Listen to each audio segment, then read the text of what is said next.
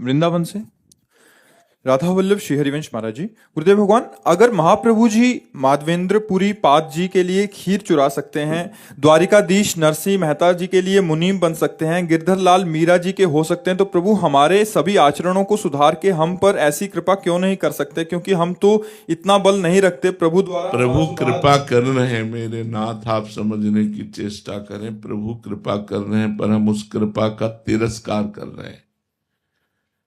पक्का मानिए, उनके जैसा कृपालु अगाध करुणा सिंधु तो ना था, ना है, न रहेगा। और वो अहेतुकी कृपा करते हैं, किसी साधन पक्ष को देखकर कृपा नहीं करते। पर हमारी जैसे कोई पिलाने वाला पिलाए तो हमारी अंजुलि तो परिपक्व होनी चाहिए, अंजुलि तो अच्छी बंधी होनी चाहिए। अब ऐसे अंजुलि बांधे तो जो आ रहा है वो ओठ तक नहीं पहुंच पा रहा, बीच में ही निकल जा रहा है।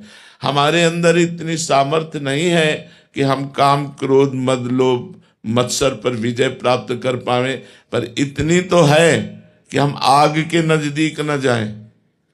आग में घुसकर खड़े होकर के हम जले ना, इतनी सामर्थ्य हम में नहीं, लेकिन इतनी तो है हम कि आग के नजदीक न जाएं। जब मना किया जा रहा है, शास्त्र आज्ञा कर रहा है कि ये कार्य बहुत गलत है, इसे नहीं करना, तो उस कार्य के ही समीप न जाओ। जैसे हम यदि संसर्ग कर लेंगे, काम का जहां संयोग बनता है हम संसर्ग कर लेंगे, उसके समीप पहुंच जाएंगे, फिर हम नहीं बच पाएंगे, फिर हम भ्रष्ट हो जाएंगे और कहेंगे कि पता नहीं भगवान ने ऐसा क्यों किया, उसमें हमारी गलती है। हम शास्त्र आज्ञा का पालन नहीं कर पाए, अब आगे हम संभालें, हमसे त्रुटि न हो। ये प्राणपन से नियम जीवन में धारण करें कि कभी हम शास्त्र विरुद्ध नहीं चलेंगे तो कभी कोई बाल बांका नहीं कर सकता। माया वही आक्रमण करती है जहां हम गुरु और शास्त्र की आज्ञा का उल्लंघन करते हैं। अगर हम शास्त्र और गुरु आज्ञा का उल्लंघन न करें तो माया हमें छू नहीं सकती। सीम की चाप सके को तासु, बड़ रखवार रमापति जासु। तो बड़े बड़े जो उपासक हैं कभी कभी चूक कर देते हैं, आनंद की उमगन में आकर, अपने भजन के आनंद की उमगन में आकर के कभी कभी चूक कर देते हैं और फिर माया उनको परास्त कर देती है। भगवान की कृपा है, लेकिन हमको कृपा पान करने के लिए अंजुलि टाइट करनी पड़ेगी। जो हमारे अंदर पोलापन है उसे हटाना पड़ेगा, घनीभूत भक्ति लानी पड़ेगी। तो हमें खूब नाम जप करना है और जहां से हमारे गंदे आचरण होते हैं उनसे बचना है, उनसे दूरी बनाना है, सात्विक भोजन पाना है। तो अभी आनंद की अनुभूति जब होगी तो ये सारे विकार नष्ट हो जाएंगे। इसलिए हमको नाम जप लंबे समय तक करके और दूरी बना। संगम त्यजेत मिथुनवृत्ति नाम मोक्षो, जो मोक्ष पदवी या परम पद प्राप्त करना चाहता है उसे संग ही त्यागना है। कस्तरति कस्तरति मायाम यो संगास त्यजति, यो महानुभाव सेवते, यो निर्ममो भवति, जो गलत संग का त्याग कर देता है।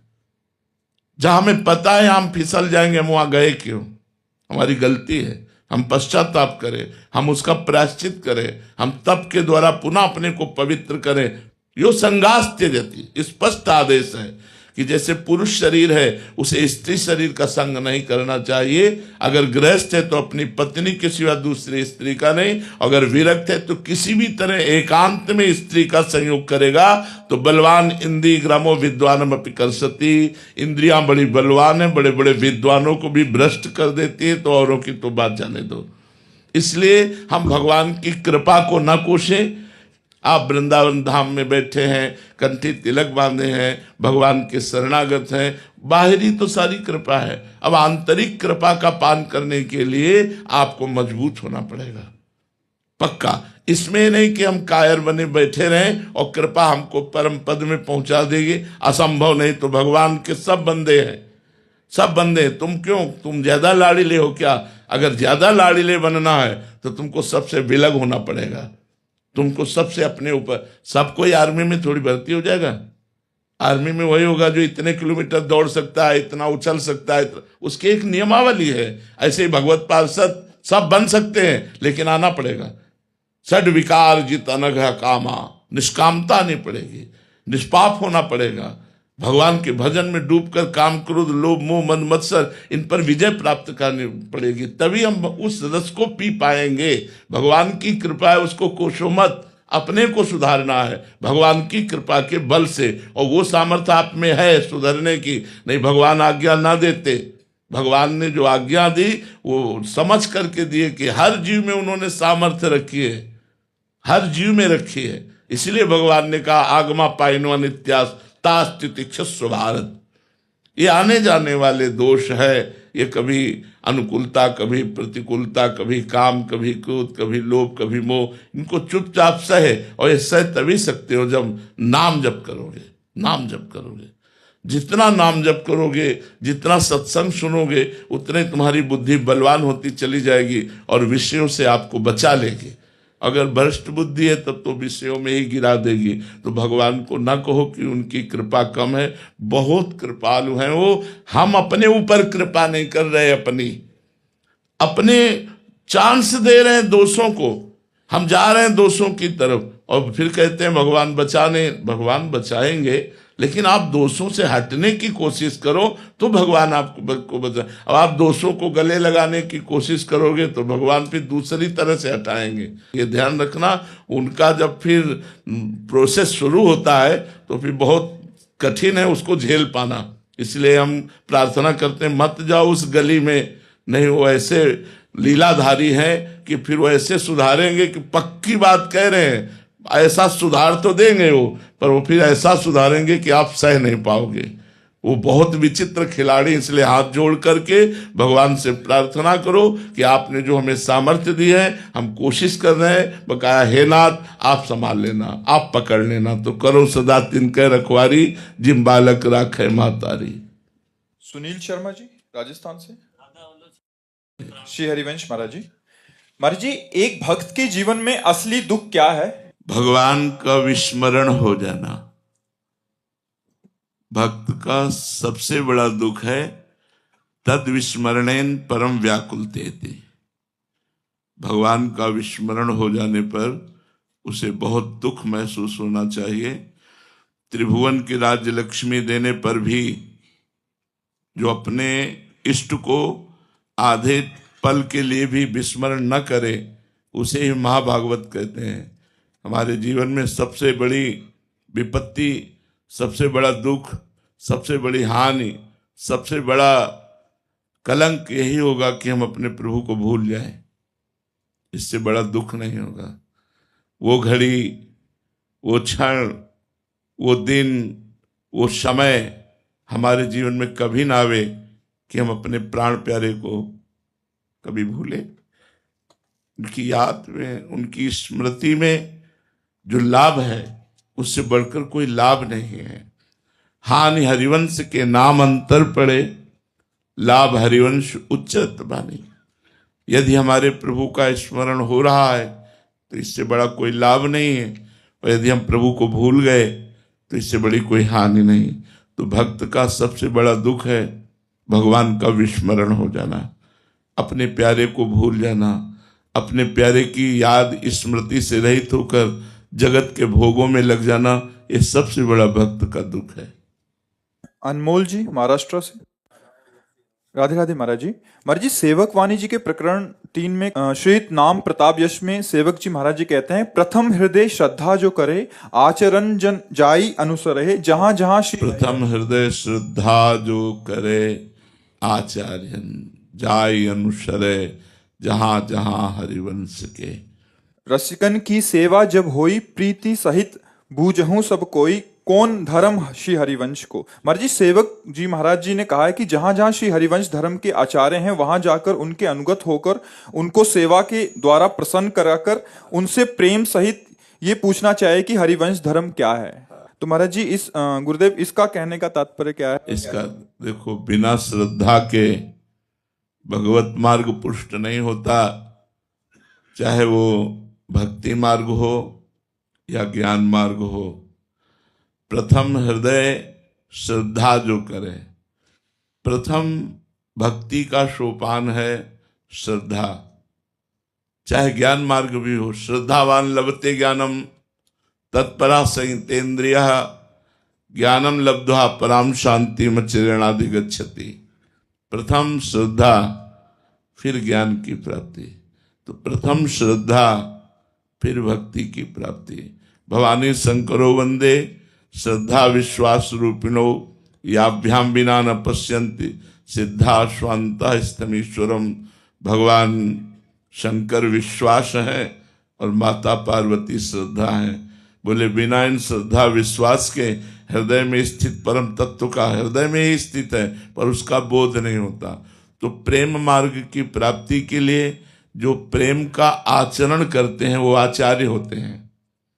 एक तो आचार्य का भाव है गुरुदेव, संस्कृत में उन्हें आचार्य कहते हैं और हिंदी भाषा में उन्हें गुरुदेव कहते हैं। आचार्य मामा भी जाना, भगवान ने कहा आचार्य मुझे मानो, आचार्य माने गुरुदेव। प्रथम श्रद्धा करके आचार्य गुरुदेव की शरण लेनी चाहिए। और किनकी शरण लेनी चाहिए? जो वृंदावन में विराजमान सहचरियों के मध्य में प्रिया प्रीतम के प्रेम रस में पगे हुए हैं, अन्य उपासना के नहीं कहे। बोले प्रथम हृदय श्रद्धा जो करे आचार्यजन जाय अनुसरे। जहां जहां हरिवंश के, जहां जहां चाहे जहां वो विराजमान हो, जो हरिवंश की रस रीति के रस में पगे हुए सदगुरुदेव भगवान हैं, आचार्य हैं, उनकी हमको शरण लेनी चाहिए। हरिवंश कुल में जो प्रकट हुए हैं, हरिवंश कुल में दो प्रकार से प्रकट हुए हैं। नाद बिंदु परिवार रंगीलो, एक बिंदु परिवार जो महाप्रभु के अंग संग से प्रकट हुई परिवार परंपरा है, और एक मंत्र नाद बिंदु, ये नाद परिवार जो मंत्र के द्वारा, तो हम सब हरिवंशी ही हुए। तो आचार्य चरणों का आश्रय लेकर के उनसे पूछना चाहिए कि हरिवंश का धर्म क्या है, हरिवंश की उपासना क्या है, हरिवंश की रस रीति क्या है, परम श्रद्धा करके। फिर दूसरी बात कही कि केवल पूछने से और सुनने से काम नहीं बन पाएगा। रसिकन की सेवा जब होए, जब रसिकों की सेवा, श्री हरिवंश प्रसिद्ध धर्म समझे ना अलप तप। हरिवंश धर्म थोड़े तप वाला नहीं समझ सकता। तो बोले हरिवंश धर्म में कौन सी तपस्या की आवश्यकता है? बोले सेवहु धर्मिन जप। श्री हरिवंश प्रसिद्ध धर्म समझे ना अलप तप, श्री हरिवंश कृपा सेवहु धर्मिन। धर्मी कौन? जो प्रिया प्रीतम के अनुराग रस में डूबे हुए हैं। अन्य धर्म, अन्य व्रत, अन्य नियम, अन्य मार्ग बिल्कुल छूते भी नहीं है। ज्ञान धर्म व्रत कर्म जिते सब काहू में नहीं मोहि प्रतीति। रसिक अनन्य निशान बजायो एक श्याम श्यामा पद प्रीति। श्री हरिवंश चरण निज सेवक बिचले नहीं छाणी रस रीति। श्री हरिवंश धर्म प्रगट निपट के ताकि उपमा को नहीं। जो ये हरिवंश धर्म है, इसकी बराबरी करने वाला कोई नहीं है, इसकी उपमा किसी से नहीं दी जा सकती। इसीलिए कहा कि रसिकन की सेवा जब होए, रसिक कासो कहें जो लाडली लाल में अपने चित्त को, मन को, प्राणों को पूर्ण रूप से समर्पित कर चुके हैं। रसिक तबई पहचानिए जाकी यह रस रीति, छिन छिन ही में उपजे लाल लाडली प्रीति। लाल लाडली प्रीति नवम प्रतिक्षण वर्धमानम। प्रीति में जो डूबे हुए हैं, प्रतिक्षण लाल लाडली की सेवा में डूबे हुए हैं, ऐसे महापुरुषों को रसिक कहते हैं। जो अन्य कोई ज्ञान धर्म व्रत कर्म जिते सब काहू में नहीं मोहि प्रतीति। ज्ञान धर्म व्रत कर्म सबका त्याग करके एकमात्र लाडली लाल के चरणों में प्रातः से लेकर शयन तक, शयन से लेकर प्रातः तक अष्टयाम सेवा में शारीरिक मानसिक डूबे हुए हैं। जो निरंतर लाडली लाल के मंत्र नाम में डूबे हुए हैं, ऐसे रसिकों की सेवा बन जाए। बिना रसिकों की सेवा के ये धर्म समझ में नहीं आता। अब हम जब सेवा की तरफ बात करते हैं तो हमारी बुद्धि पहुंचती कि इनके चरण चापे, इनके वस्त्र धोने को मिले, इनको भोजन पवाने को मिले, तब तो सेवा मानी जाएगी। तो ये हुई बाहरी सेवा, ये बाहरी सेवा हुई, ये सबको प्राप्त नहीं हो सकती। लेकिन जिस सेवा से निकुंज मिलता है वो सेवा सबको प्राप्त हो सकती है। वो सेवा है उनकी आज्ञा का पालन करना। आज्ञा शब्द सुसाहिब सेवा, अपने साहब की आज्ञा का पालन करने के बराबर कोई सेवा नहीं है। ये सेवा न समझी जाए कि इतनी ही सेवा, हम इनके चरण चापें, हम इनको नहलाएं, इनके वस्त्र धोएं, इनको भोजन पवावें, तो यही सेवा मानी जाएगी। ऐसा नहीं है। यदि आज्ञा का पालन न करे तो ये सब करते हुए भी रसरीति उसके हृदय में नहीं जागृत होगी, और यदि आज्ञा का पालन करे तो लाखों कोस दूर होते हुए भी गुरुदेव की कृपा उस पर बरस जाएगी। तो सबसे बड़ी गुरुदेव की सेवा क्या है? अब जो ही कहें करें हम सोई, आयस लिए चले निज दासी, मन क्रम वचन त्रिशुद्ध सकल मत, हम श्री हित हरिवंशोपासी। तो रसिकन की सेवा हो, जब रसिकों की सेवा हो और प्रेम से उनके चरणों में बैठोगे, तब समझ में आएगा कि हरिवंश धर्म क्या है। सुख देवे को चावचित, सबसो हित निष्काम, यह सुधर्म हरिवंश को नाम गिरा विश्राम। बोले हरिवंश धर्म क्या है?